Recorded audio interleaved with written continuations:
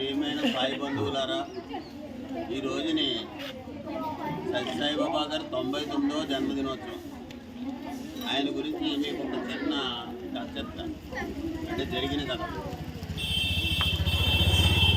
ఒక కుర్రాడు నాస్తికుడు, నాస్తికుడు అంటే దేవుణ్ణి నమ్మనవాడు. ఒక అడవుల్లో వ్యవసాయం చేసుకుంటూ, చదువుకున్న అడవుల్లో వ్యవసాయం చేసుకుంటూ ఉండేవాడు. అతను ఎప్పుడూ బాబా గారిని తిడుతూనే ఉండేవాడు. అతని పని బాబా గారిని తిడుతూ ఉంటే అతనికి ఒకసారి జ్వరం వచ్చింది. అడవి ప్రాంతాల్లో ఇది ఏర్లని ఉంటాయి, దొంగ ఏర్లని. అవి సడన్గా నీళ్ళు వచ్చేస్తూ ఉంటాయి, సడన్గా ఆగిపోతుంటాయి. ఎప్పుడు నీరు వస్తుందో ఎప్పుడు పోతుందో తెలియదు. ఈ కుర్రాడికి ఒక రోజు జ్వరం వచ్చింది. జ్వరం వచ్చేటప్పుడు బయటికి వెళ్ళి డాక్టర్ దగ్గరికి వెళ్ళాలంటే ఏరు దాటాలి. ఏరు దాటాలంటే ఏరు దాటడానికి దారి లేదు. ఆ ఏరు తగ్గితే కానీ దాటడానికి లేదు. అలాగా 2 రోజులు అయిపోయింది, 2.5 రోజులు అయిపోయింది. 3వ రోజు రాత్రి ఇంకా అతనికి పరిస్థితి కూడా ఏమి తినకుండా, ఆహారం లేకుండా అలా ఉండిపోయాడు. అంటే ఇంకా అతను ఇంకొక రోజు ఉండుంటే అతను చనిపోయే పరిస్థితి.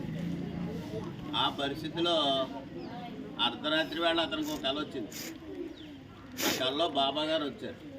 ఈ బాబాని తిట్టి కుర్రోడికి బాబా గారు కళ్ళలోకి వచ్చారు. వచ్చి ఏమన్నాడు, ఆయన ఒక్కటే ఇంగ్లీష్లో ఒక మాట అన్నాడు, వాక్ విత్ మీ అని చెయ్యి ఇచ్చాడు. చెయ్యి ఇచ్చేటప్పటికి ఆ కుర్రాడు ఆ చెయ్యి పట్టుకుని లేచి నడిచిపోయాడు.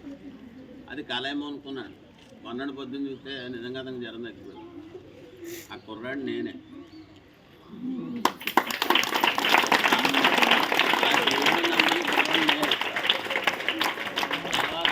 ఈ బాబా ఎవరు, ఈయన ఏంటి అనేది మొత్తం అంటే చరిత్ర అంతా చదివి చూసిన తర్వాత 2 సార్లు ఆ బాబా గారిని దర్శనం చేసుకున్నప్పుడు మనం పుట్టపర్తిలో వెళ్తే అక్కడ మనకి దేవుడి కంటే ఎక్కడ కనిపిస్తుంది అంటే విద్య, వైద్యం చాలా నిశ్శబ్దంగా ఉంటుంది. అక్కడ చంటి పిల్లలు కూడా ఎప్పుడు ఏడవడం చూడలేదు నేను.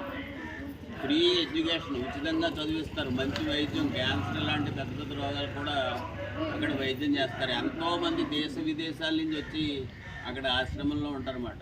అంత గొప్ప వ్యక్తి. ఆయన చెప్పే సూక్తి బాగా ఆచరించవలసింది ఒకటే, హెల్ప్ ఎవర్, ప్రతి ఒక్కళ్ళకి సహాయం చేయండి, హార్ట్ ఎవరిని బాధించకండి అని.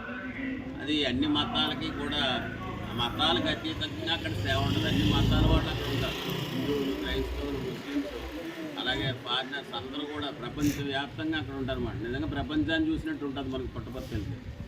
మీ జీవితంలో ఎప్పుడైనా అవకాశం దొరికితే మాత్రం ఏ క్షేత్రానికి వెళ్ళకపోయినా కానీ పుట్టపర్తి మాత్రం ఖచ్చితంగా వెళ్తే మనలో చాలా మార్పు వస్తుంది. ఆ మార్పు నాలో వచ్చింది. నా కూతురి పేరు కూడా సాయి మానసే, బాబా గారి పేరు పెట్టుకున్నాను.